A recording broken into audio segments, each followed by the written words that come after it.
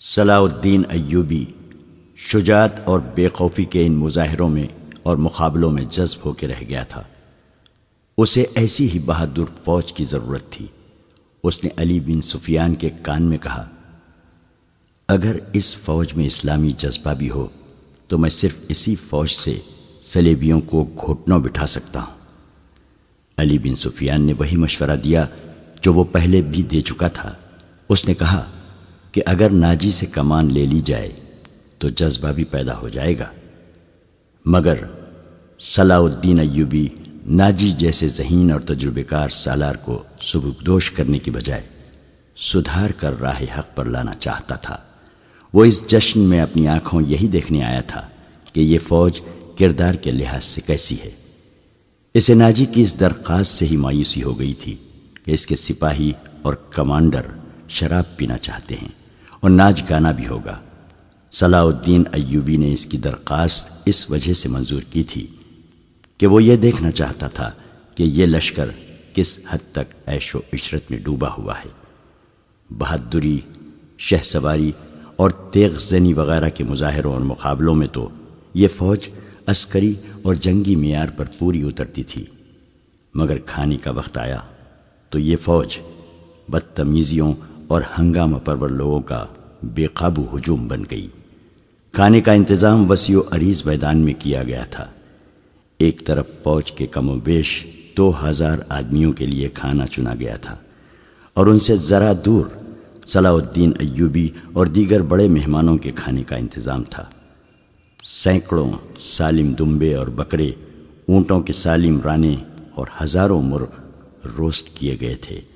دیگر لوازمات کا کوئی شمار نہ تھا، اور سپاہیوں کے سامنے شراب کے چھوٹے چھوٹے مشکیزے اور سراہیاں رکھ دی گئی تھیں۔ سپاہی کھانے اور شراب پر ٹوٹ پڑے، گٹا گٹ شراب چڑھانے لگے اور معرکہ آرائی ہونے لگی۔ صلاح الدین ایوبی یہ منظر دیکھ رہا تھا اور خاموش تھا۔ اس کے چہرے پر کوئی ایسا تاثر نہیں تھا جو یہ ظاہر کرتا کہ وہ کیا سوچ رہا ہے۔ اس نے ناجی سے صرف اتنا پوچھا، 50,000 فوج میں سے آپ نے یہ سپاہی دعوت کے لیے کس طرح منتخب کیے تھے؟ کیا یہ آپ کے بدترین سپاہی ہیں؟ نہیں امیر مصر، ناجی نے غلامانہ لہجے میں جواب دیا، یہ 2000 عسکری میرے بہترین آدمی ہیں۔ آپ نے ان کے مظاہرے دیکھے ہیں لیکن ان کی بہادری نہیں دیکھی۔ میدان جنگ میں یہ جس جاں بازی کا مظاہرہ کریں گے وہ آپ کو حیران کر دے گا۔ آپ ان کی بدتمیزی کو نہ دیکھیں، یہ آپ کے اشارے پر جانیں قربان کر دیں گے۔ میں انہیں کبھی کبھی کھلی چھوٹ دے دیا کرتا ہوں تاکہ مرنے سے پہلے دنیا رنگ و بو سے پورا لطف اٹھا لیں۔ صلاح الدین ایوبی نے اس استدلال کے جواب میں کچھ بھی نہ کہا۔ ناجی جب دوسرے مہمانوں کی طرف متوجہ ہوا تو صلاح الدین ایوبی نے علی بن سفیان سے کہا، میں جو دیکھنا چاہتا تھا وہ دیکھ لیا ہے۔ یہ سوڈانی عسکری شراب اور ہنگامہ آرائی کے عادی ہیں۔ تم کہتے ہو کہ ان میں جذبہ نہیں، میں دیکھ رہا ہوں کہ ان میں کردار بھی نہیں۔ اس فوج کو اگر تم میدان جنگ میں لے گئے تو یہ لڑنے کی بجائے اپنی جان بچانے کی فکر کرے گی اور مال غنیمت لوٹے گی اور مفتوح کی عورتوں کے ساتھ وحشیانہ سلوک کرے گی۔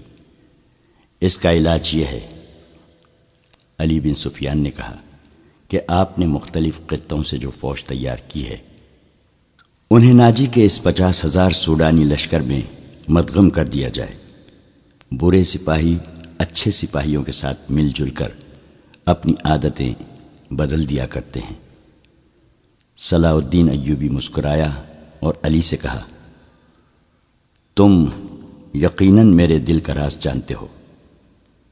میرا منصوبہ یہی ہے جو میں ابھی تمہیں بتانا نہیں چاہتا تھا، کسی سے اس کا ذکر نہ کرنا۔ علی بن سفیان میں یہی وصف تھا کہ دوسروں کے دلوں کے راز جان لیتا تھا اور غیر معمولی طور پر ذہین تھا۔ وہ کچھ کہنے اور کہنے ہی لگا تھا کہ ان کے سامنے کئی اور مشعلیں روشن ہو گئیں۔ زمین پر بیش قیمت قالین بچھے ہوئے تھے۔ شہنائی اور سارنگ کا ایسا میٹھا اور پرسوز نغمہ ابھرا کہ مہمانوں پر سناٹا طاری ہو گیا۔ ایک طرف سے ناچنے والیوں کی قطار نمودار ہوئی، 20 لڑکیاں ایسے باریک اور نفیس لباس میں ملبوس چلی آ رہی تھیں جس میں ان کے جسموں کا انگ انگ نظر آ رہا تھا۔ ہر ایک کا لباس نہایت باریک جو شانوں سے ٹخنوں تک لمبا تھا۔ ان کے بال کھلے ہوئے تھے اور اسی ریشم کا حصہ نظر آتے تھے جس کا انہوں نے لباس پہن رکھا تھا۔ صحرا کی ہلکی ہلکی ہوا سے اور لڑکیوں کی چال سے یہ ڈھیلا ڈھالا لباس ہلتا تھا تو یوں لگتا تھا جیسے پھولدار پودوں کی ڈالیاں فضا میں تیر رہی ہوں۔ ہر ایک کے لباس کا رنگ جدا تھا، ہر ایک کی شکل و صورت ایک دوسری سے مختلف تھی، لیکن حسن اور جسم کی لچک میں سب ایک جیسی تھی۔ ان کے مرمری بازو اوریاں تھے، وہ چلتی آ رہی تھیں لیکن قدم اٹھتے نظر نہیں آتے تھے۔ وہ ہوا کی لہروں کی مانند آ رہی تھیں، وہ نیم دائرے میں ہو کر رک گئیں۔ صلاح الدین ایوبی کی طرف منہ کر کے تعظیم کے لیے جھکیں۔ سازندوں نے ان ریشمی بالوں اور جسموں کے جادو میں طلسم پیدا کر دیا۔ 2 سیاہ فام دیو ہیکل حبشی جن کی کمر کے گرد چیتوں کی کھالیں تھیں، ایک بڑا سا ٹوکرا اٹھائے تیز تیز قدم چلتے نظر آئے اور ٹوکرا لڑکیوں کے نیم دائرے کے سامنے رکھ دیا۔ ساز سپیروں کی بین کی دھن بجانے لگے۔ حبشی مست سانڈوں کی طرح پھونکارتے غائب ہو گئے۔ ٹوکرے میں سے ایک بہت بڑی کلی اوپر کو اٹھی اور پھول کی طرح کھل گئی۔ اس پھول میں سے ایک لڑکی کا چہرہ نمودار ہوا اور پھر وہ اوپر کو اٹھنے لگی۔ یوں لگتا تھا جیسے سرخ بادلوں میں سے چاند نکل رہا ہو۔ یہ لڑکی اس دنیا کی معلوم نہیں ہوتی تھی، اس کی مسکراہٹ بھی عرضی نہیں تھی، اس کے بالوں کی چمک بھی مصر کی کسی لڑکی کی چمک سے نہیں ملتی تھی، اور جب لڑکی نے پھول کی چوڑی پتیوں میں سے باہر قدم رکھا تو اس کے جسم کی لچک نے تماشائیوں کو مسحور کر لیا۔ علی بن سفیان نے صلاح الدین ایوبی کی طرف دیکھا، اس کے ہونٹوں پر مسکراہٹ تھی۔ صلاح الدین ایوبی نے مسکرا کر ان کی کان میں کہا، مجھے توقع نہیں تھی کہ یہ اتنی خوبصورت ہوگی۔ ناجی نے صلاح الدین ایوبی کے پاس آ کر کہا، امیر مصر کا اقبال بلند ہو۔ اس لڑکی کا نام زکوئی ہے، اسے میں نے آپ کی خاطر سکندریہ سے بلایا ہے۔ یہ پیشہ ور رقاصہ نہیں اور یہ عصمت فروش بھی نہیں، رقص سے اسے پیار ہے، شوخیہ ناچتی ہے، کسی محفل میں نہیں جاتی۔ میں اس کے باپ کو جانتا ہوں، ساحل پر مچھلیوں کا کاروبار کرتا ہے۔ یہ لڑکی آپ کی عقیدت مند ہے، آپ کو پیغمبر مانتی ہے۔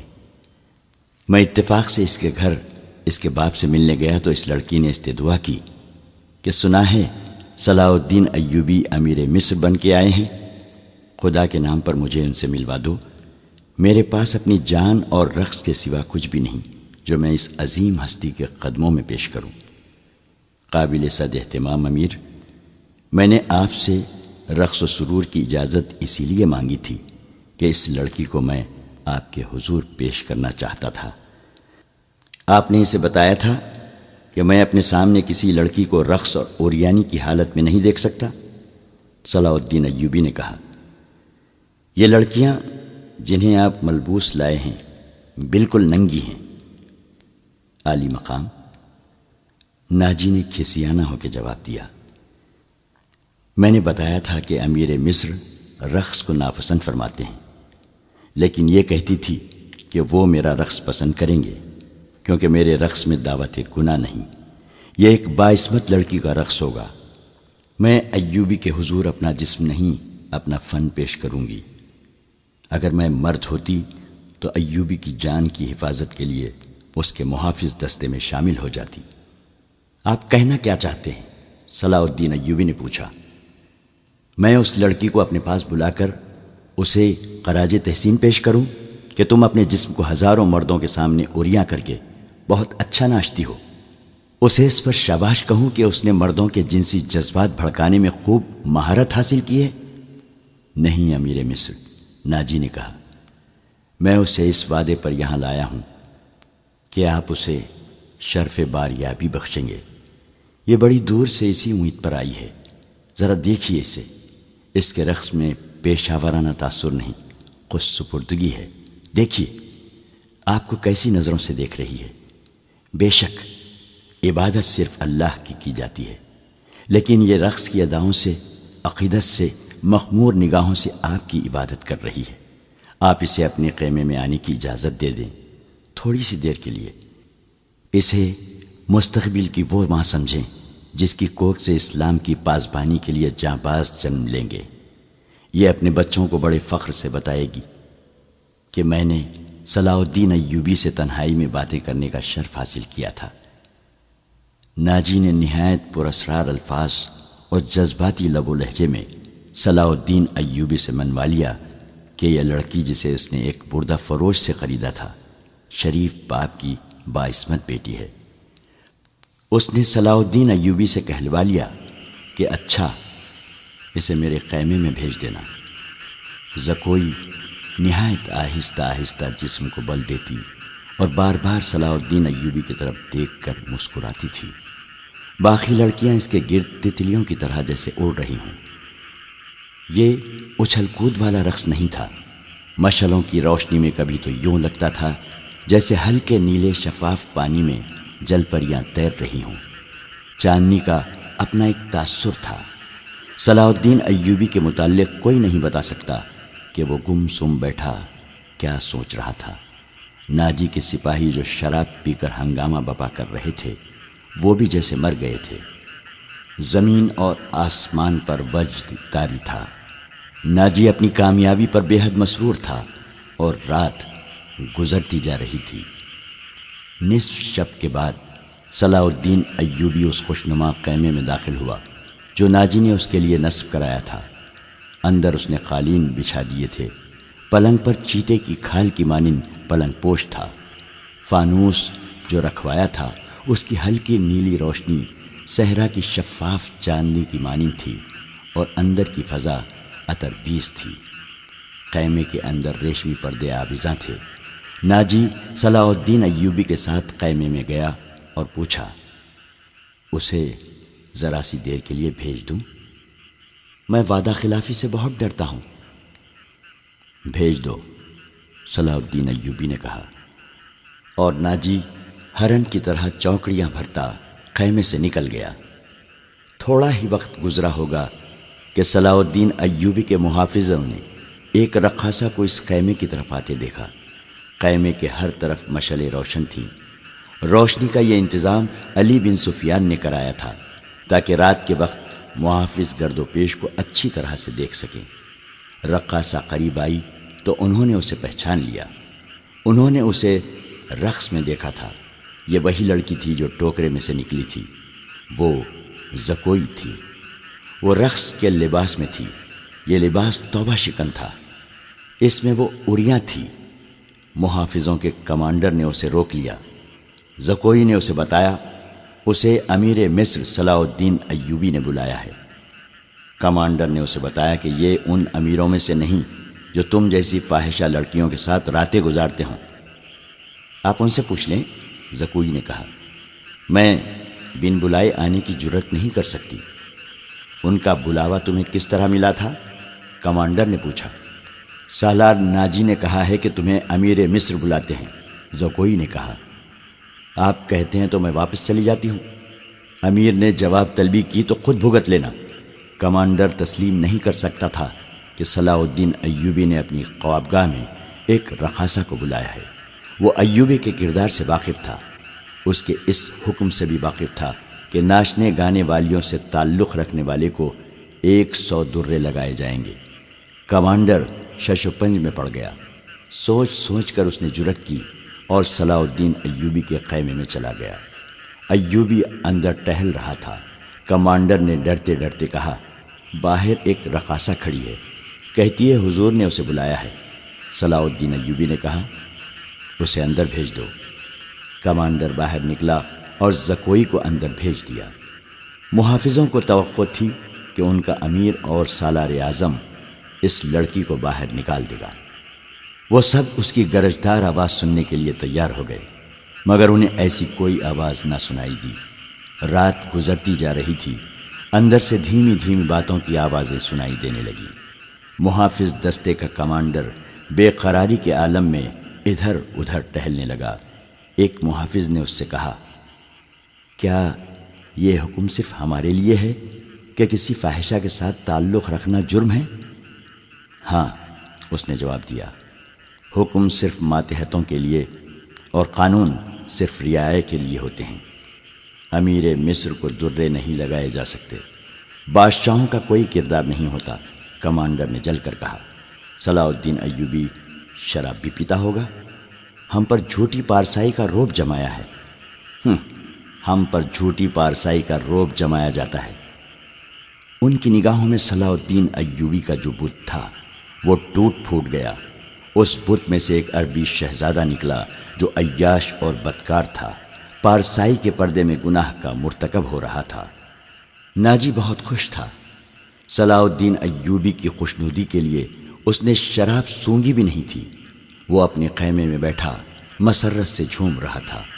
اس کے سامنے اس کا نائب سالار ادروش بیٹھا تھا۔ اس نے ناجی سے کہا، اسے گئے بہت وقت گزر گیا ہے، معلوم ہوتا ہے کہ ہمارا تیر صلاح الدین ایوبی کے دل میں اتر گیا ہے۔ میرا تیر قطع کب گیا تھا؟ ناجی نے قہقہہ لگا کر کہا، اگر یہ تیر قطع ہو جاتا تو فوراً یہیں لوٹ کے ہمارے پاس آ جاتا۔ تم ٹھیک کہتے ہو، ادروش نے کہا، زکوئی انسان کے روپ میں تلسم ہے۔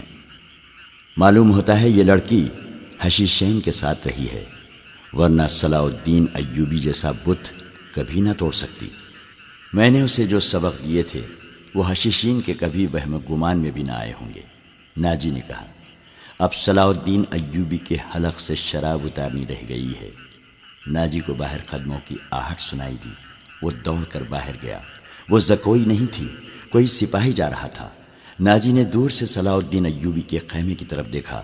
پردے گرے ہوئے تھے اور باہر محافظ کھڑے تھے۔ اس نے اندر جا کر ادروش سے کہا، اب میں یقین کے ساتھ کہہ سکتا ہوں کہ میری زکوئی نے بت توڑ ڈالا ہے۔ رات کا آخری پہر تھا جب زکوئی صلاح الدین ایوبی کے خیمے سے نکلی۔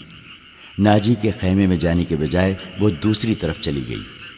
راستے میں ایک آدمی کھڑا تھا جس کا جسم سر سے پاؤں تک ایک ہی لبادے میں ڈھکا ہوا تھا۔ اس نے دھیمی سی آواز میں زکوئی کو پکارا۔ وہ اس آدمی کے پاس چلی گئی۔ وہ آدمی اسے ایک خیمے میں لے گیا۔ بہت دیر بعد اس خیمے سے نکلی اور ناجی کے خیمے کا رخ کر لیا۔ ناجی اس وقت تک جاگ رہا تھا اور کئی بار باہر نکل کر صلاح الدین ایوبی کے خیمے کو دیکھ چکا تھا کہ زکوئی نے صلاح الدین ایوبی کو پھانس لیا ہے اور اسے آسمان کی بلندیوں سے گھسیٹ کر ناجی کی ذہنیت کی پستیوں میں لے آئی ہے۔ ادروش، اس نے کہا، رات تو گزر گئی ہے، وہ ابھی تک نہیں آئی۔ وہ اب آئے گی بھی نہیں، ادروش نے کہا۔ امیر مصر اسے اپنے ساتھ لے جائے گا۔ ایسے ہیرے کوئی شہزادہ واپس نہیں کیا کرتا۔ تم نے اس پر بھی غور کیا ہے؟ نہیں، ناجی نے کہا، میں نے اپنی چال کا یہ پہلو تو سوچا ہی نہیں تھا۔ کیا یہ نہیں ہو سکتا کہ امیر مصر زکوئی کے ساتھ باقاعدہ شادی کر لے؟ ادروش نے کہا، اس صورت میں یہ خطرہ ہے کہ لڑکی ہمارے کام کی نہیں رہے گی۔ وہ ہے تو ہوشیار، ناجی نے کہا، مگر رقاصہ کا کیا بھروسہ؟ وہ رقاصہ کی بیٹی ہے اور تجربہ کار پیشہ ور ہے، دھوکہ دے سکتی ہے۔ وہ گہری سوچ میں کھویا ہوا تھا کہ زکوئی اس کے خیمے میں داخل ہوئی۔ اس نے ہنس کر کہا، اپنے امیر کے جسم کا وزن کرو اور لاؤ اتنا سونا۔ آپ نے میرا یہی نام مقرر کیا تھا نا؟ پہلے بتاؤ ہوا کیا؟ ناجی نے بےتابی سے پوچھا۔ جو آپ چاہتے تھے، زکوئی نے جواب دیا۔ آپ کو یہ کس نے بتایا تھا کہ صلاح الدین ایوبی پتھر ہے، اولاد ہے اور وہ مسلمان کے اللہ کا سایہ ہے؟ اس نے زمین پر پاؤں کا ٹھڈ مار کر کہا، وہ اس ریس سے زیادہ بے بس ہے جسے ہوا کے ہلکے ہلکے جھونکے اڑاتے پھرتے ہیں۔ تمہارے حسن کے جادو اور زبان کے تلسم نے اسے ریت بنایا ہے۔ ادروش نے کہا، ورنہ یہ کمبخت چٹان تھا۔ ہاں چٹان تھا، زکوئی نے کہا، اب ریتیلا ٹیلا بھی نہیں۔ میرے متعلق کوئی بات ہوئی تھی؟ ناجی نے پوچھا۔ ہاں، زکوئی نے جواب دیا۔ پوچھتا تھا ناجی کیسا آدمی ہے؟ میں نے جواب دیا کہ مصر میں اگر کسی پر آپ کو اعتماد کرنا چاہیے تو وہ صرف ناجی ہے۔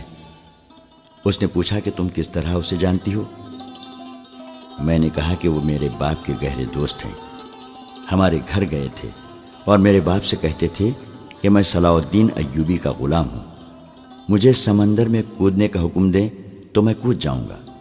پھر اس نے مجھ سے پوچھا کہ تم باعصمت لڑکی ہو؟ میں نے کہا کہ میں آپ کی لونڈی ہوں، آپ کا ہر حکم سر آنکھوں پر۔ کہنے لگا، کچھ دیر میرے پاس بیٹھو۔ میں اس کے پاس بیٹھ گئی، پھر وہ اگر پتھر تھا تو موم ہو گیا اور میں نے موم کو اپنے سانچے میں ڈھال لیا۔ اس سے رخصت ہونے لگی تو اس نے مجھ سے معافی مانگی۔ کہنے لگا، میں نے زندگی میں پہلا گناہ کیا ہے۔ میں نے کہا، یہ گناہ نہیں، آپ نے میرے ساتھ دھوکہ نہیں کیا، زبردستی نہیں کی، مجھے بادشاہوں کی طرح حکم دے کر نہیں بلایا، میں خود آئی تھی، پھر بھی آؤں گی۔ لڑکی نے ہر ایک بات اس طرح کھل کر سنائی جس طرح اس کا جسم عریاں تھا۔ ناجی نے جوش مسرت سے اسے اپنے بازوؤں میں لے لیا۔ ادروش زکوئی کو خراج تحسین اور ناجی کو مبارکباد پیش کر کے خیمے سے نکل گیا۔ صحرا کی اس پر اسرار رات کی کوکھ سے جس صبح نے جنم لیا وہ کسی بھی صحرائی صبح سے مختلف نہیں تھی، مگر اس صبح کے اجالے نے اپنے تاریک سینے میں ایک راز چھپا لیا تھا جس کی قیمت اس سلطنت اسلامیہ جتنی تھی، جس کے قیام اور استحکام کا خواب صلاح الدین ایوبی نے دیکھا اور اس کی تعبیر کا عزم لے کر جوان ہوا تھا۔ گزشتہ رات اس صحرا میں جو واقعہ ہوا اس کے دو پہلو تھے۔ ایک پہلو سے صرف ناجی اور ادروش واقف تھے، دوسرے پہلو سے صلاح الدین ایوبی کا محافظ دستہ واقف تھا، اور صلاح الدین ایوبی، اس کا سراغ رساں اور جاسوس علی بن سفیان اور زکوئی، تین ایسے افراد تھے جو اس واقعے کے دونوں پہلوؤں سے واقف تھے۔ صلاح الدین ایوبی اور اس کے اسٹاف کو ناجی نے نہایت شان و شوکت اور عقیدت مندی سے رخصت کیا۔ سوڈانی فوج دو رویہ کھڑی صلاح الدین زندہ باد کے نعرے لگا رہی تھی۔ صلاح الدین ایوبی نے نعروں کے جواب میں بازو لہرانے، مسکرانے اور دیگر تکلفات کی پرواہ نہ کی۔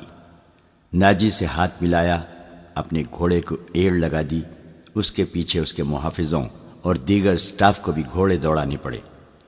اپنے مرکزی دفتر میں پہنچ کر وہ علی بن سفیان اور اپنے ایک نائب کو اندر لے گیا اور دروازہ اندر سے بند کر لیا۔ وہ سارا دن کمرے میں بند رہے۔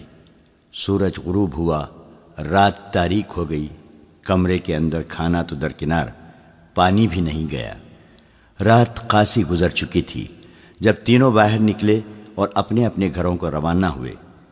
علی بن سفیان ان سے الگ ہوا تو محافظوں کے دستے کے کمانڈر نے اسے روک لیا اور کہا، محترم، ہمارا فرض ہے کہ ہم حکم مانیں اور زبان بند رکھیں، لیکن میرے دستے میں ایک مایوسی اور بے اطمینانی پیدا ہو گئی ہے، خود میں بھی اس کا شکار ہو رہا ہوں۔ کیسی مایوسی؟ محافظ کہتے ہیں کہ ایک فوج کو شراب پینے کی اجازت ہے تو ہمیں اس سے کیوں منع کیا گیا ہے؟ کمانڈر نے کہا، اگر آپ میری شکایت کو گستاخی سمجھے تو سزا دیں، لیکن میری شکایت سن لیں۔ ہم اپنے امیر کو خدا کا برگزیدہ انسان سمجھتے تھے اور اس پر دل و جان سے فدا تھے، مگر رات اس کے خیمے میں ایک رقاصہ گئی تھی۔ علی بن سفیان نے اس کی بات پوری کرتے ہوئے کہا، تم نے کوئی گستاخی نہیں کی، گناہ امیر کرے یا غریب، سزا میں کوئی فرق نہیں، گناہ بہرحال گناہ ہے۔ میں تمہیں یقین دلاتا ہوں کہ رقاصہ اور امیر مصر کی خفیہ ملاقات کے ساتھ گناہ کا کوئی تعلق نہیں تھا۔ یہ کیا تھا ابھی نہیں بتاؤں گا، آہستہ آہستہ وقت گزرنے کے ساتھ ساتھ تم سب کو معلوم ہو جائے گا کہ رات کیا ہوا تھا۔ اس نے کمانڈر کے کندھے پر ہاتھ رکھ کر کہا، میری بات غور سے سنو عامر بن صالح، تم پرانے عسکری ہو، اچھی طرح جانتے ہو کہ فوج اور فوج کے سربراہوں کے کچھ راز ہوتے ہیں جن کی حفاظت ہم سب کا فرض ہے۔ رقاصہ اور امیر مصر کے خیمے میں جانا بھی ایک راز ہے۔ اپنے جابازوں کو کسی شک میں نہ پڑنے دو اور کسی سے ذکر تک نہ ہو کہ رات کیا ہوا تھا۔ علی بن سفیان کی قابلیت اور کارناموں سے یہ کمانڈر آگاہ تھا، مطمئن ہو گیا اور اس نے اپنے دستے کے شکوک رفع کر دیے۔ اگلے روز صلاح الدین ایوبی دوپہر کا کھانا کھا رہا تھا کہ اس سے اطلاع دی گئی کہ ناجی ملنے آیا ہے۔ صلاح الدین ایوبی کھانے سے فارغ ہو کر ناجی سے ملا۔ ناجی کا چہرہ بتا رہا تھا کہ گھبرایا ہوا ہے اور غصے میں بھی ہے۔ اس نے ہکلانے کے لہجے میں کہا، قابل صد احترام امیر، کیا یہ حکم آپ نے جاری کیا ہے کہ سوڈانی محافظ فوج کی 50,000 نفری مصر کی اس فوج میں مدغم کر دی جائے جو حال ہی میں تیار ہوئی ہے؟ ہاں ناجی، صلاح الدین ایوبی نے تحمل سے جواب دیا۔ میں نے کل سارا دن اور رات کا کچھ حصہ صرف کر کے اور بڑی گہری سوچ و بچار کے بعد یہ فیصلہ تحریر کیا ہے کہ جس فوج کے تم سالار ہو اسے مصر کی فوج میں اس طرح مدغم کر دیا جائے کہ ہر دستے میں سوڈانیوں کی نفری صرف 10% ہو۔ اور تمہیں یہ حکم بھی مل چکا ہوگا کہ تم اب اس فوج کے سالار نہیں ہوگے، تم فوج کے مرکزی دفتر میں آ جاؤ گے۔ عالی مقام، ناجی نے کہا، مجھے کس جرم کی سزا دی جا رہی ہے؟ اگر تمہیں یہ فیصلہ پسند نہیں تو فوج سے الگ ہو جاؤ۔ صلاح الدین ایوبی نے کہا، معلوم ہوتا ہے میرے خلاف سازش کی گئی ہے۔ ناجی نے کہا، آپ کے بلند دماغ اور گہری نظر کو چھان بین کر لینی چاہیے۔ مرکز میں میرے بہت سے دشمن ہیں۔ میرے دوست صلاح الدین ایوبی نے کہا، میں نے یہ فیصلہ صرف اس لیے کیا ہے کہ میری انتظامیہ اور فوج سے سازشوں کا خطرہ ہمیشہ کے لیے نکل جائے، اور میں نے یہ فیصلہ اس لیے کیا ہے کہ فوج میں کسی کا عہدہ کتنا ہی اونچا کیوں نہ ہو اور کوئی کتنا ہی ادنا کیوں نہ ہو، وہ شراب نہ پیے، ہلڑ بازی نہ کرے اور فوجی جشنوں میں ناچ گانے نہ ہوں۔ لیکن علی جاں، ناجی نے کہا، میں نے حضور سے اجازت لے لی تھی، اور میں نے شراب اور ناچ گانے کی اجازت صرف اس لیے دی تھی کہ اس فوج کو اس کی اصل حالت میں دیکھ سکوں جسے تم ملت اسلامیہ کی فوج کہتے ہو۔ میں 50,000 نفری کو برطرف نہیں کر سکتا۔ مصری فوج میں سے اسے مدغم کر کے اس کے کردار کو سدھار دوں گا۔ اور یہ بھی سن لو کہ ہم میں کوئی مصری، سوڈانی، شامی اور عجمی نہیں ہے، ہم مسلمان ہیں، ہمارا جھنڈا ایک اور مذہب ایک ہے۔ امیر عالی مرتبت نے یہ تو سوچا ہوتا کہ میری حیثیت کیا رہ جائے گی۔ جس کے تم اہل ہو، صلاح الدین ایوبی نے کہا، اپنے ماضی پر خود ہی نگاہ ڈالو۔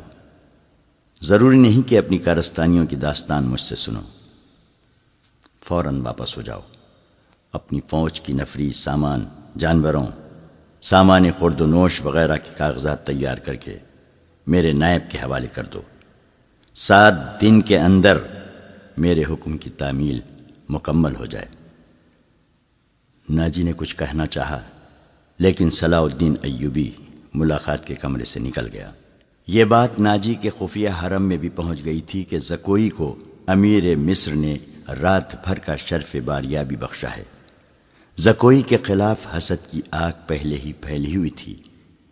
اسے آئے ابھی بہت تھوڑا عرصہ گزرا تھا، لیکن ناجی پہلے روز سے ہی اسے اپنے ساتھ رکھنے لگا تھا۔ اسے ذرا سی دیر کے لیے بھی اپنے اس حرم میں جانے نہ دیتا تھا جہاں اس کی دل پسند ناچنے والی جوان لڑکیاں رہتی تھیں۔ زکوئی کو اس نے الگ کمرہ دیا تھا۔ انہیں یہ تو معلوم نہ تھا کہ ناجی اسے صلاح الدین ایوبی کو موم کرنے کی ٹریننگ دے رہا ہے اور وہ کسی بہت بڑے تقریبی منصوبے پر کام کر رہا ہے۔ یہ رقاصائیں یہ دیکھ کر جل بھن گئی تھیں کہ زکوئی نے ناجی پر قبضہ کر لیا ہے اور اس کے دل میں ان کے خلاف نفرت پیدا کر دی ہے۔ حرم کی 2 لڑکیاں زکوئی کو ٹھکانے لگانے کی سوچتی رہتی تھیں۔ اب انہوں نے دیکھا کہ زکوئی کو امیر مصر نے بھی اتنا پسند کیا ہے کہ اسے رات بھر اپنے خیمے میں رکھا ہے، تو وہ پاگل سی ہو گئی۔ اسے ٹھکانے لگانے کا واحد طریقہ قتل تھا۔ قتل کے 2 ہی طریقے ہو سکتے تھے، زہر یا کرائے کا قاتل جو اسے سوتے میں قتل کرائے۔ دونوں طریقے ممکن نہیں تھے کیونکہ زکوئی باہر نہیں نکلتی تھی اور زہر دینے کے لیے اس تک رسائی نہیں ہو سکتی تھی۔ ان دونوں نے حرم کی سب سے زیادہ چالاک ملازمہ کو اعتماد میں لے رکھا تھا، اسے انعام و اکرام دیتی رہتی تھیں۔ جب حسد کی انتہا نے ان کی آنکھوں میں خون اتار دیا تو انہوں نے اس ملازمہ کو منہ مانگے انعام کا لالچ دے کر اپنا مدعا بیان کر دیا۔ یہ ملازمہ بڑی منجھی ہوئی عورت تھی۔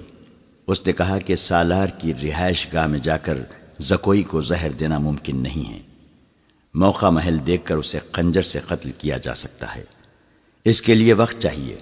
اس نے وعدہ کیا کہ وہ زکوئی کی نقل و حرکت پر نظر رکھے گی، ہو سکتا ہے کہ کوئی موقع جلدی نکل آئے۔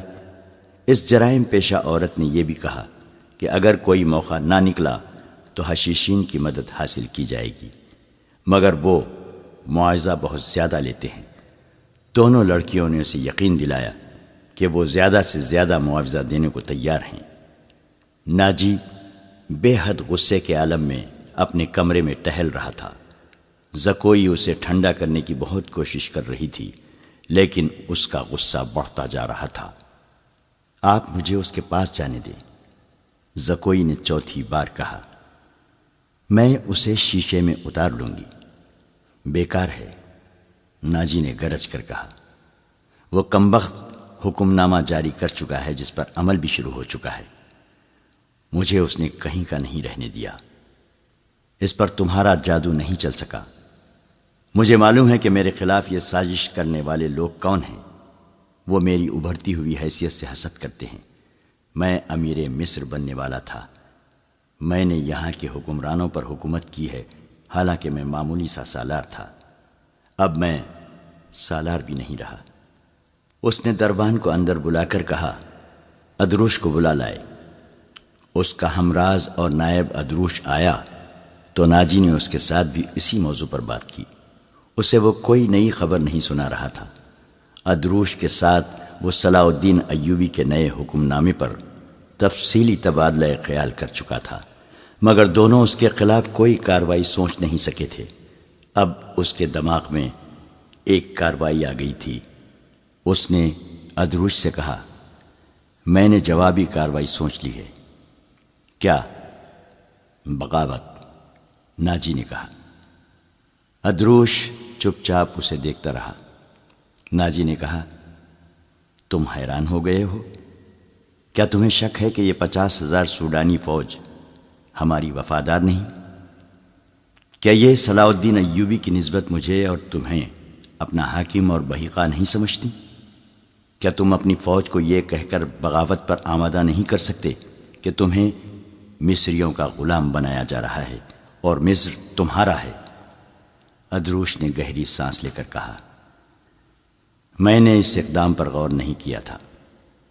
بغاوت کا انتظام ایک اشارے پر ہو سکتا ہے، لیکن مصر کی نئی فوج بغاوت کو دبا سکتی ہے اور اس فوج کو کمک بھی مل سکتی ہے۔ حکومت سے ٹکر لینے سے پہلے ہمیں ہر پہلو پر غور کر لینا چاہیے۔ میں غور کر چکا ہوں، ناجی نے جواب دیا۔ میں عیسائی بادشاہوں کو مدد کے لیے بلا رہا ہوں۔ تم 2 پیامبر تیار کر دو، انہیں بہت دور جانا ہے۔ آؤ میری باتیں غور سے سن لو۔ زکوئی، تم اپنے کمرے میں چلی جاؤ۔ زکوئی اپنے کمرے میں چلی گئی اور وہ دونوں ساری رات اپنے کمرے میں بیٹھے رہے۔ صلاح الدین ایوبی نے دونوں فوجوں کو مدغم کرنے کا وقت 7 روز مقرر کیا تھا۔ کاغذی کارروائی ہوتی رہی۔ ناجی پوری طرح تعاون کرتا رہا۔ 4 روز گزر چکے تھے۔ اس دوران ناجی ایک بار پھر صلاح الدین ایوبی سے ملا، لیکن اس نے کوئی شکایت نہ کی۔ تفصیلی رپورٹ دے کر صلاح الدین ایوبی کو مطمئن کر دیا کہ 7ویں روز دونوں فوجیں ایک ہو جائیں گی۔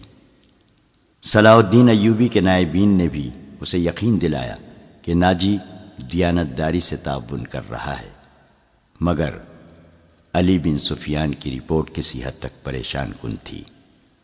اس کی انٹیلیجنس سروس نے رپورٹ دی تھی کہ سوڈانی فوج کے سپاہیوں میں بے اطمینانی اور ابتریسی پائی جاتی ہے۔ وہ مصری فوج میں مدغم ہونے پر خوش نہیں۔ ان کے درمیان یہ افواہیں پھیلائی جا رہی تھیں کہ مصری فوج میں مدغم ہو کر ان کی حیثیت غلاموں کی سی ہو جائے گی، انہیں مال غنیمت بھی نہیں ملے گا اور ان سے بار برداری کا کام لیا جائے گا، اور سب سے بڑی بات یہ ہے کہ انہیں شراب نوشی کی اجازت نہیں ہوگی۔ علی بن سفیان نے یہ رپورٹیں صلاح الدین ایوبی تک پہنچا دی۔ ایوبی نے اسے کہا کہ یہ لوگ طویل مدت سے عیش کر رہے ہیں، انہیں نئی تبدیلی یقیناً پسند نہیں آئے گی۔ مجھے امید ہے کہ وہ نئے حالات اور ماحول کے عادی ہو جائیں گے۔ اس لڑکی سے ملاقات ہوئی یا نہیں؟ صلاح الدین ایوبی نے پوچھا۔ نہیں، علی نے جواب دیا۔ اس سے ملاقات ممکن نظر نہیں آتی۔ میرے آدمی ناکام ہو چکے ہیں۔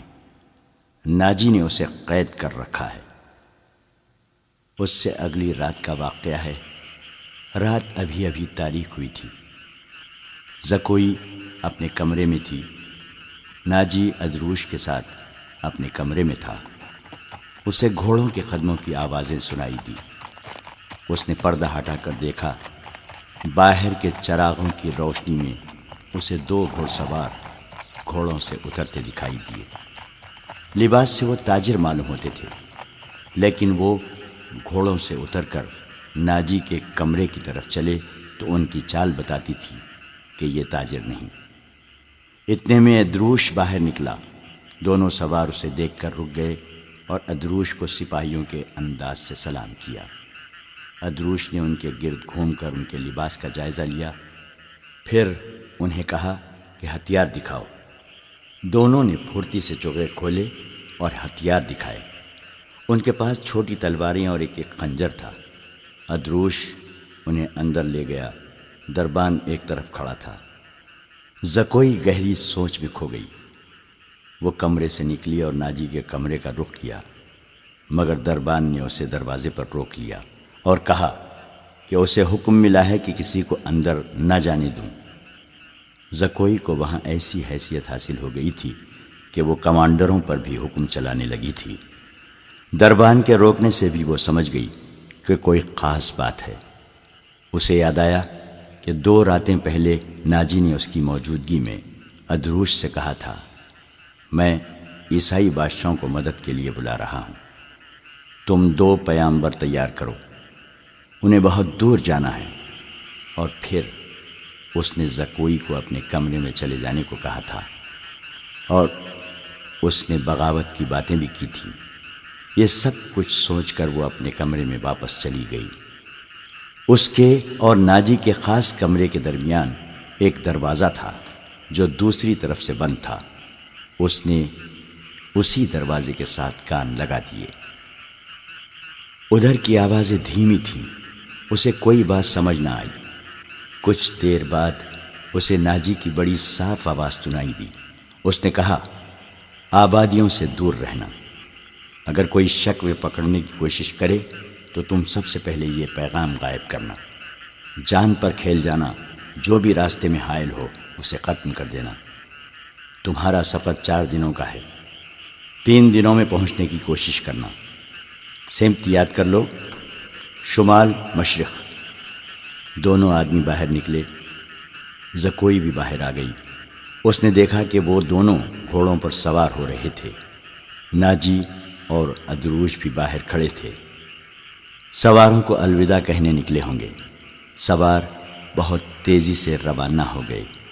ناجی نے زکوئی کو دیکھا تو اسے بلا کر کہا، میں باہر جا رہا ہوں، کام بہت ہے، تم آرام کرو، اگر اکیلے دل نہ لگے تو حرم میں گھوم پھر آنا۔ ہاں، زکوئی نے کہا، جب سے آئی ہوں باہر نہیں نکلی۔ ناجی اور ادروس چلے گئے۔ زکوئی نے چوغا پہنا، کمر بند میں خنجر رکھا اور حرم کی طرف چل پڑی۔ وہ جگہ چند 100 گز دور تھی۔ وہ ناجی پر یہ ظاہر کرنا چاہتی تھی کہ وہ حرم میں گئی تھی۔ دربان کو بھی اس نے یہی بتایا۔ حرم میں داخل ہوئی تو وہاں کی رہنے والیوں نے اسے حیران ہو کے دیکھا۔ وہ پہلی دفعہ وہاں گئی تھی۔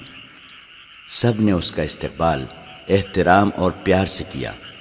ان 2 لڑکیوں نے بھی اسے خوش آمدید کہا جو اسے قتل کرانا چاہتی تھی۔ زکوئی سب سے ملی، ہر ایک کے ساتھ باتیں کی اور واپس چل پڑی۔ وہ ملازمہ بھی وہیں تھی جسے اس کے قتل کے لیے رکھا گیا تھا۔ اس نے زکوئی کو بڑی غور سے دیکھا۔ زکوئی باہر نکل گئی۔ حرم والے مکان اور ناجی کی رہائش گاہ کا درمیانی علاقہ اونچا نیچا تھا اور ویران۔ زکوئی حرم سے نکلی تو ناجی کی رہائش گاہ کی طرف جانے کی بجائے بہت تیز تیز دوسری سمت چل پڑی۔ ادھر ایک پگڈنڈی بھی تھی، لیکن زکوئی اس سے ذرا دور ہٹ کر جا رہی تھی۔ اس سے 15-20 قدم پیچھے ایک سیاہ سایہ چلا جا رہا تھا۔ وہ کوئی انسان ہی ہو سکتا تھا، مگر سر سے پاؤں تک ایک لبادے میں لپٹا ہونے کی وجہ سے سیاہ بھوت لگتا تھا۔ زکوئی کی رفتار تیز ہوئی تو اس بھوت نے اپنی رفتار اس سے بھی تیز کر دی۔ آگے گھنی جھاڑیاں تھیں، زکوئی ان میں روپوش ہو گئی۔ سیاہ بھوت بھی جھاڑیوں میں غائب ہو گیا۔ وہاں سے کوئی 250-300 گز آگے صلاح الدین ایوبی کی رہائش گاہ تھی، جس کے ارد گرد فوج کے اعلیٰ رتبوں کے افراد رہتے تھے۔ زکوئی کا رخ ادھر ہی تھا۔ وہ گھنی جھاڑیوں میں سے نکلی ہی تھی کہ بائیں طرف سے سیاہ بھوت اٹھا۔ چاندنی بڑی صاف تھی، پھر بھی اس کا چہرہ نظر نہیں آتا تھا۔ اس کے پاؤں کی آہٹ بھی نہیں تھی۔ بھوت کا ہاتھ اوپر اٹھا، چاندنی میں خنجر چمکا اور بجلی کی تیزی سے خنجر زکوئی کے بائیں کندھے اور گردن کے درمیان اتر گیا۔ زکوئی کی چیخ نہیں نکلی، خنجر اس کے کندھے سے نکل گیا۔ زکوئی نے اتنا گہرا زخم کھا کر بھی نہایت تیزی سے اپنے کمر بند سے خنجر نکالا۔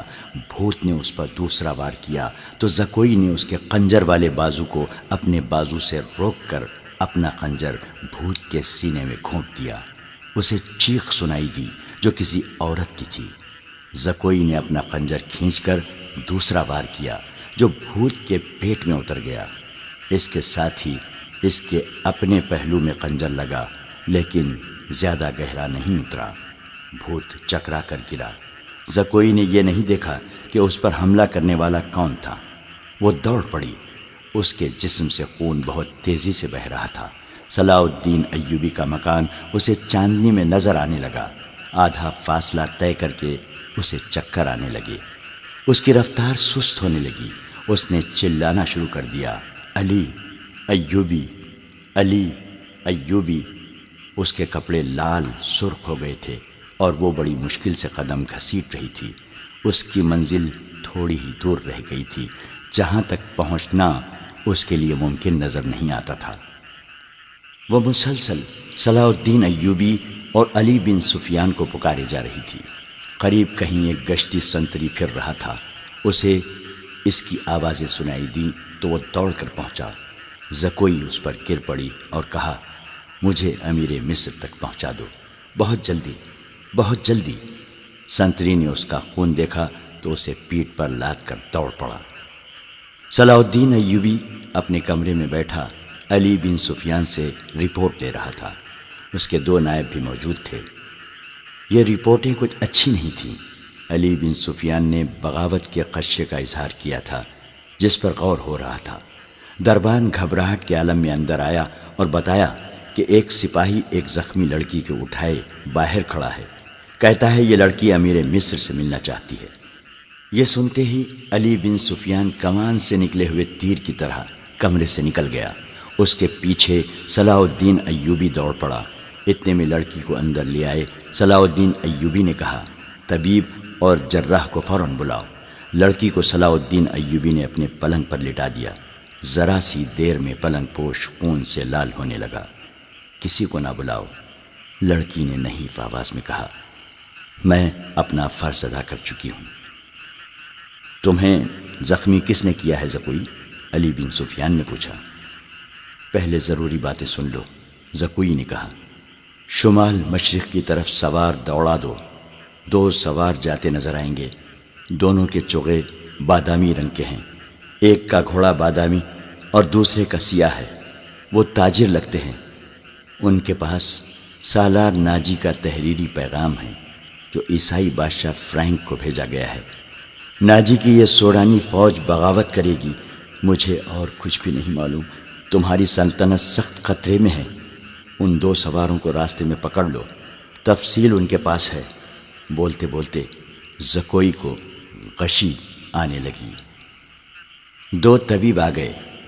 انہوں نے زکوئی کا خون بند کرنے کی کوششیں شروع کر دیں۔ اس کے منہ میں دوائیاں ڈالیں جن کے اثر سے وہ بولنے کے قابل ہو گئی۔ وہ ضروری پیغام دے چکی تھی۔ اس کے بعد اس نے دوسری ساری باتیں سنائیں، مثلاً ناجی نے ادروش کے ساتھ کیا باتیں کی تھیں، اسے کس طرح اپنے کمرے میں بھیج دیا گیا تھا، ناجی کا غصہ اور بھاگ دوڑ، 2 سواروں کا آنا وغیرہ۔ پھر اس نے بتایا کہ اسے کچھ علم نہیں کہ اس پر حملہ کرنے والا کون تھا۔ وہ موقع موضوع دیکھ کر ادھر ہی رپورٹ دینے کے لیے آ رہی تھی کہ پیچھے سے کسی نے اسے خنجر گھونپ دیا۔ اس نے اپنا خنجر نکال کر حملہ آور پر حملہ کیا۔ حملہ آور کی چیخ بتاتی تھی کہ وہ کوئی عورت ہے۔ اس نے حملے کی جگہ بتائی۔ اسی وقت اس جگہ آدمی دوڑا دیے گئے۔ زکوئی نے کہا تھا کہ وہ زندہ نہیں ہو سکتی۔ اس کے خنجر اس کے سینے اور پیٹ میں لگے تھے۔ خون رک نہیں رہا تھا۔ زیادہ تر خون تو پہلے ہی بہہ گیا تھا۔ زکوئی نے صلاح الدین ایوبی کا ہاتھ پکڑا اور چوم کر کہا، اللہ آپ کو اور آپ کی سلطنت کو سلامت رکھے۔ آپ شکست نہیں کھا سکتے۔ مجھ سے زیادہ کوئی نہیں بتا سکتا کہ صلاح الدین ایوبی کا ایمان کتنا پختہ ہے۔ پھر اس نے علی بن سفیان سے کہا، میں نے کوتاہی تو نہیں کی؟ آپ نے جو فرض مجھے سونپا تھا وہ میں نے پورا کر دیا ہے۔ تم نے اس سے زیادہ پورا کیا ہے۔ علی بن سفیان نے اس سے کہا، میرے تو وہم و گمان میں بھی نہ تھا کہ ناجی اس حد تک خطرناک کارروائی کرے گا اور تمہیں جان کی قربانی دینی پڑے گی۔ میں نے تمہیں صرف مخبری کے لیے وہاں بھیجا تھا۔ کاش میں مسلمان ہوتی، زکوئی نے کہا۔ اس کے آنسو نکل آئے۔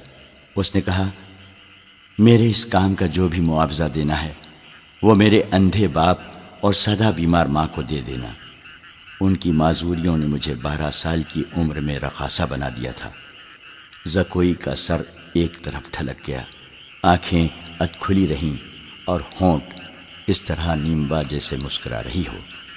طبیب نے نفس پر ہاتھ رکھا اور صلاح الدین ایوبی کی طرف دیکھ کر سر ہلایا۔ زکوئی کی روح اس کے زخمی جسم سے آزاد ہو گئی تھی۔ صلاح الدین ایوبی نے کہا، یہ کسی بھی مذہب کی تھی، اسے پورے اعزاز کے ساتھ دفن کرو۔ اس نے اسلام کے لیے جان قربان کی ہے، یہ ہمیں دھوکہ بھی دے سکتی تھی۔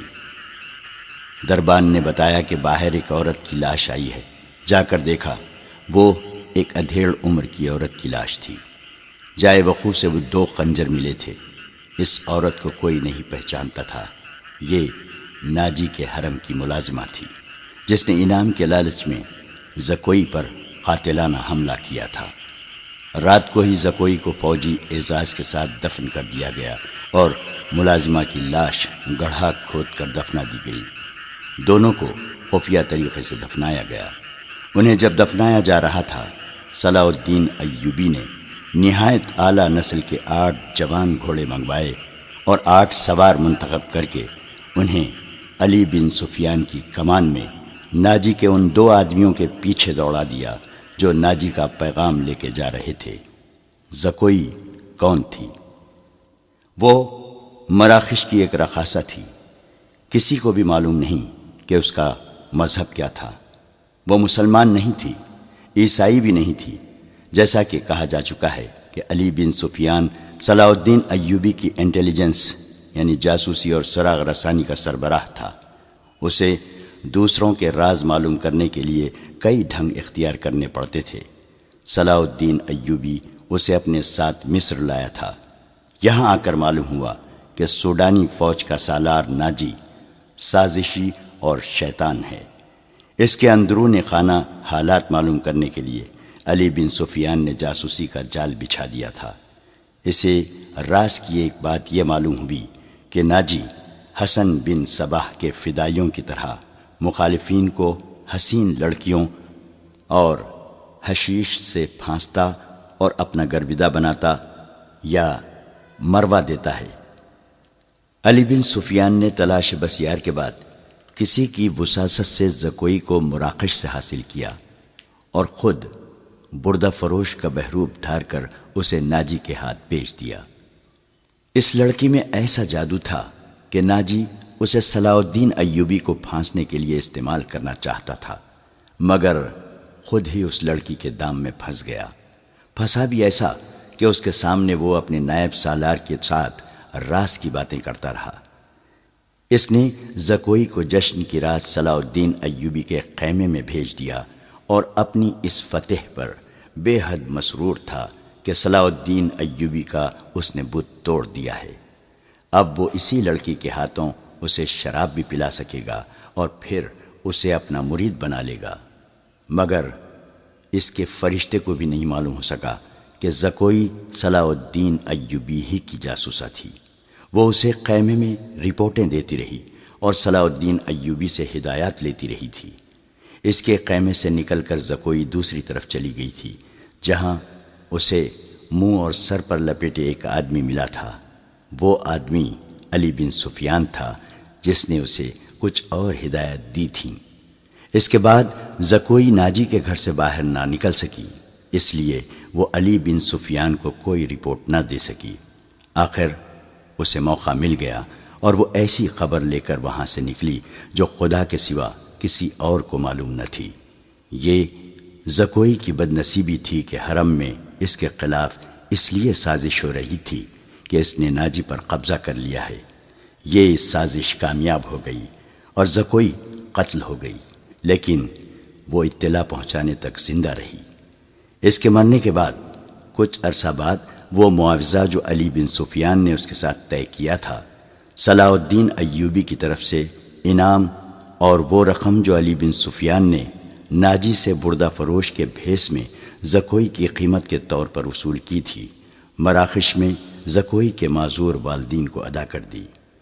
موت کی اس رات کے ستارے ٹوٹ گئے اور صبح طلوع ہوئی تو علی بن سفیان 8 سواروں کے ساتھ انتہائی تیز رفتار سے شمال مشرق کی طرف جا رہا تھا۔ آبادیاں دور پیچھے رہ گئی تھیں۔ اسے معلوم تھا کہ فرینک کے ہیڈ کوارٹر تک پہنچنے کا راستہ کون سا ہے۔ رات انہوں نے گھوڑوں کو تھوڑی سی دیر کے لیے آرام دے دیا تھا۔ یہ عربی گھوڑے تھکے ہوئے بھی تازہ دم لگتے تھے۔ دور افق پر کھجور کے چند ایک درخت میں علی کو 2 گھوڑے جاتے نظر آئے۔ اس نے اپنی پارٹی کو رستہ بدلنے اور اوٹ میں ہونے کے لیے ٹیلوں کے ساتھ ساتھ ہو جانے کو کہا۔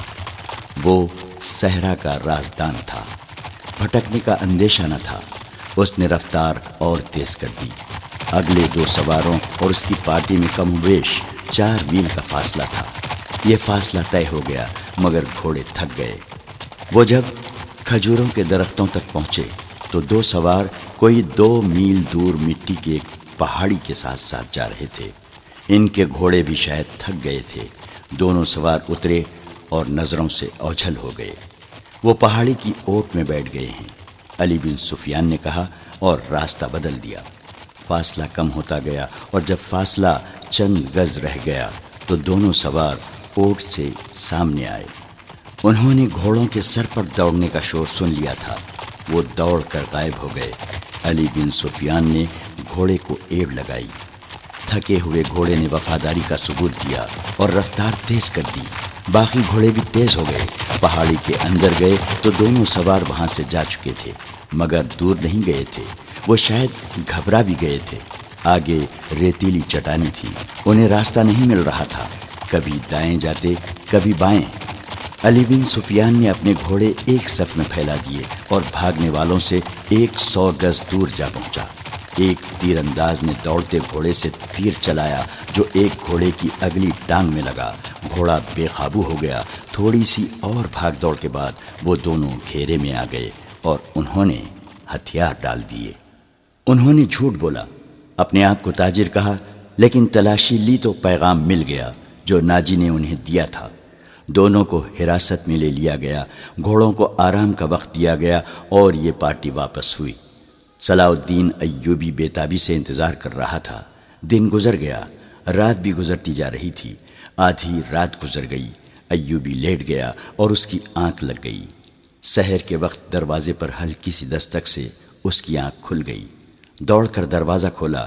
علی بن سفیان کھڑا تھا، اس کے پیچھے اس کے 8 سوار اور 2 قیدی کھڑے تھے۔ علی اور قیدیوں کو صلاح الدین ایوبی نے سونے کے کمرے میں ہی بلا لیا اور علی سے ناجی کا پیغام لے کر پڑھنے لگا۔ پہلے تو اس کے چہرے کا رنگ پیلا پڑ گیا، پھر جیسے یک لخت خون جوش مار کر اس کے چہرے اور آنکھوں میں چڑھ گیا ہو۔ ناجی کا پیغام خاصا طویل تھا۔ اس نے صلیبیوں کے ایک بادشاہ فرینک کو لکھا تھا کہ وہ فلاں دن اور فلاں وقت یونانیوں، رومیوں اور دیگر صلیبیوں کی بحریہ سے بحر روم کی طرف سے مصر میں فوجیں اتار کر حملہ کر دے۔ حملے کی اطلاع ملتے ہی 50,000 سوڈانی فوج امیر مصر کے خلاف بغاوت کر دے گی۔ مصر کی نئی فوج حملے اور بغاوت کا بیک وقت مقابلہ کرنے کے قابل نہیں۔ اس کے عوض ناجی نے تمام تر مصر یا مصر کے بڑے حصے کی حکمرانی کی شرط پیش کی تھی۔ صلاح الدین ایوبی نے پیغام لے جانے والے دونوں سواروں کو طے خانے کی قید میں ڈال دیا اور اسی وقت اپنی نئی فوج کا دستہ بھیج کر ناجی اور اس کے 3 نائبین کو ان کے مکانوں میں نظر بند کر کے پہرا لگا دیا۔ ناجی کے حرم کی تمام عورتیں آزاد کر دی گئیں۔ اس کے ذاتی خزانے کو سرکاری خزانے میں ڈال دیا گیا اور ساری کارروائی خفیہ رکھی گئی۔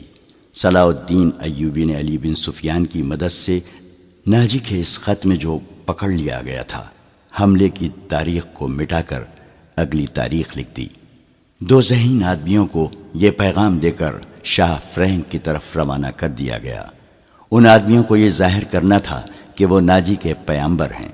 انہیں روانہ کر کے اس سوڈانی فوج کو مصری فوج میں مدغم کرنے کا حکم روک لیا۔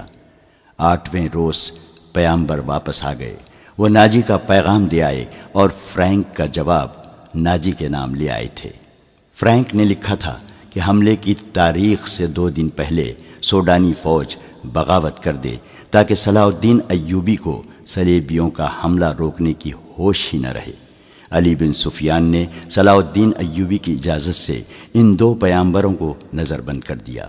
یہ باعزت نظر بندی تھی جس میں ان دونوں کے آرام اور بہترین خوراک وغیرہ کا خصوصی انتظام کیا گیا تھا۔ یہ ایک احتیاطی تدبیر تھی تاکہ یہ راز فاش نہ ہو جائے۔ صلاح الدین ایوبی نے بحر روم کے ساحل پر ان مقامات پر اپنی فوج کو چھپا دیا جہاں صلیبیوں کی بحریہ کو لنگر انداز ہونا اور فوجیں اتارنی تھیں۔ اس نے ان مقامات سے دور اپنی بحریہ بھی چھپا دی۔ حملے میں ابھی کچھ دن باقی تھے۔ ایک مورخ سراج الدین نے لکھا ہے کہ سوڈانی فوج نے صلیبیوں کے حملے سے پہلے ہی بغاوت کر دی، جو صلاح الدین ایوبی نے طاقت سے نہیں بلکہ ڈپلومیسی اور حسن سلوک سے دبا لی۔ بغاوت کی ناکامی کی ایک وجہ یہ بھی تھی کہ باغیوں کو اپنا سالار ناجی کہیں نظر نہ آیا تھا اور اس کا کوئی نائب بھی سامنے نہ آیا۔ وہ سب قید میں تھے۔ مگر ایک اور مورخ ہپتاچی لکھتا ہے کہ سوڈانی فوج نے حملے کے بہت بعد بغاوت کی تھی۔ تاہم یہ دونوں مورخ باقی واقعات پر متفق نظر آتے ہیں۔ دونوں نے لکھا ہے کہ صلاح الدین ایوبی نے ناجی اور اس کے نائبین کو قید میں سزائے موت دے کر رات کے وقت گمنام قبروں میں دفن کرا دیا تھا۔ ان دونوں مورخوں نے اور تیسرے مورخ لین پول نے صلیبیوں کی بحریے کے اعداد و شمار ایک ہی جیسے لکھے ہیں۔ وہ لکھتے ہیں کہ خط میں دی ہوئی تاریخ کے عین مطابق صلیبیوں کی بحریہ، جس میں فرینک کی، یونان کی، رومیوں کی اور سسلی کی بحریہ شامل تھی، متحدہ کمان میں بحر روم میں نمودار ہوئی۔ مورخوں کے اعداد و شمار کے مطابق جنگی جہازوں کی تعداد 150 تھی۔ اس کے علاوہ 12 جنگی جہاز بہت بڑے تھے۔ ان میں مصر میں اتارنے کے لیے فوج تھی۔ اس فوج کے صلیبی کمانڈر ایملرک تھا۔ جن بادبانی کشتیوں میں رسد تھی، ان کی تعداد کا صحیح اندازہ نہیں کیا جا سکا۔ جہاز 2 قطاروں میں آ رہے تھے۔ صلاح الدین ایوبی نے دفاع کی کمان اپنے پاس رکھی۔ اس نے صلیبیوں کی بحریہ کو ساحل کے قریب آنے دیا۔ سب سے پہلے بڑے جہاز لنگر انداز ہوئے۔ اچانک ان پر آگ برسنے لگی۔ یہ منجنیقوں سے پھینکی ہوئی مشعلیں تھیں اور آگ کے گولے اور ایسی تیر بھی تھے جن کے پچھلے حصے جلتی ہوئی شعلوں کی مانند تھے۔ مسلمانوں کی برسائی ہوئی اس آگ نے جہازوں اور کشتیوں کے بادبانوں کو آگ لگا دی۔ جہاز لکڑی کے بنے ہوئے تھے، فوراً جل اٹھے۔ ادھر سے مسلمانوں کے چھپے ہوئے جہاز آ گئے، انہوں نے بھی آگ ہی برسائی۔ یوں معلوم ہوتا تھا جیسے بحر روم جل رہا ہو۔ صلیبیوں کے جہاز رخ موڑ کر ایک دوسرے سے ٹکرانے اور ایک دوسرے کو جلانے لگے۔ ان میں سے صلیبی فوج سمندر میں کود گئی۔